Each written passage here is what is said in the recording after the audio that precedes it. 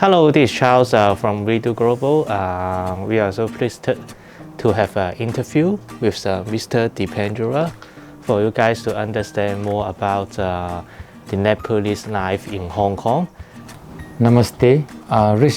Right now I am a freelance artist and working as an art teacher in Hong Kong Nepalese community. I studied in Nepal. When I come to Hong Kong in 2007, I just work as just a normal Nepalese. After 2 or 3 years, I decide to just give full time in art. Later, I came to know that in the community there are few artists who can just teach some of the young generation to become an artist in the future. So that is the main reason that I want to just continue as an artist.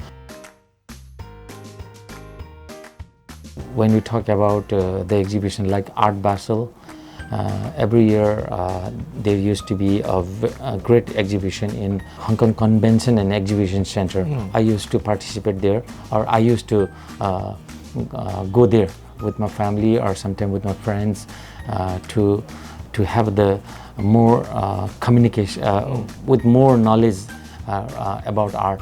Yeah, Hong Kong, I think so. Hong Kong is a multicultural as well as, let's say, the diversity to communicate art.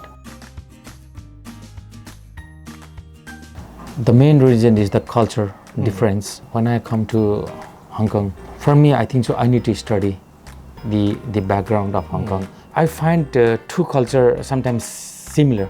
Like, did you hear that we have got a living god Kumari in Nepal? When I just see the opera of Hong Kong, the makeup, the food, the dance, in the drama, in the show, I feel that somewhere they were connected. These Very two, similar. Yeah, quite similar. I think that this is the more powerful subject. I think so. Maybe someday I'm going to just introduce through art. We cannot separate them. The one is, I think so, this home country. The other is where you establish or where you stay. So I think so we cannot compare or we cannot separate them. Let's say just half Nepalese, half Hong Konger.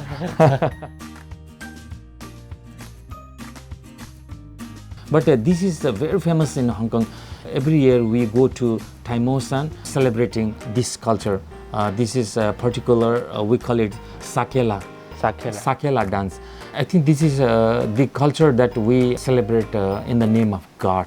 I just imagine some of our ancestors or let's say grandfather, father, they work as a British army, like an illustration to display that how Nepalese were at those times. So main thing is in this picture is, do you remember this knife? Yeah, remember. Yeah, this is called kukuri, and this is the famous knife where the Gorkha army used to carry on their waist. Yeah, this one is one of my famous portrait. This long time is me. This is the portrait I done with ballpoint pen, and it took me one whole year to complete. This is the perfect example that I take long year in a one painting. This is the ball pen. I used to be famous in those days with the ballpoint. I think I'm not sure, but I think I'm the first person to do the ballpoint pen exhibition in Nepal. In Hong Kong, 2015, I did my solo exhibition in Lingnan University. Yeah, I display this one. Sometimes I do most of the portrait, like family pictures, like these cultural dress, and this is incomplete. Yeah, at the back, Hong Kong. I used to tell my student also, as long as you live in Hong Kong, you are the Hong Kong, because my son was born in Hong Kong. The young generation, I think so, they are perfect Hong Konger than us. And I used to tell them, whenever you draw or just portrait or just any poet or any story written, why didn't you mention Hong Kong? just like in a painting at the background, and then the people will clearly understand, oh, the writing is similar to Hong Kong, or he's in Hong Kong.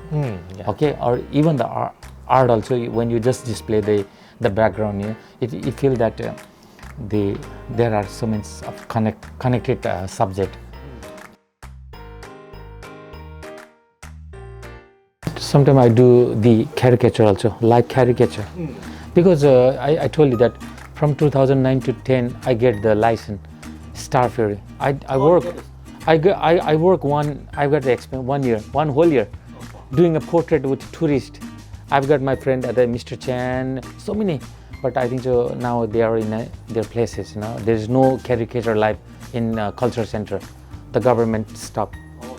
But you can see only the photographs, some of the. But when we are there, wow, it's like a fun. So what? I never forget my life. 2009 to 10, I did the portrait artist.